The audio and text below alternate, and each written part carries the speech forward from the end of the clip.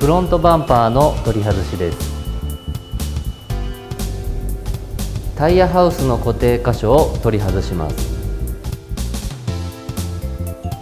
2つのスクリューを取り外します。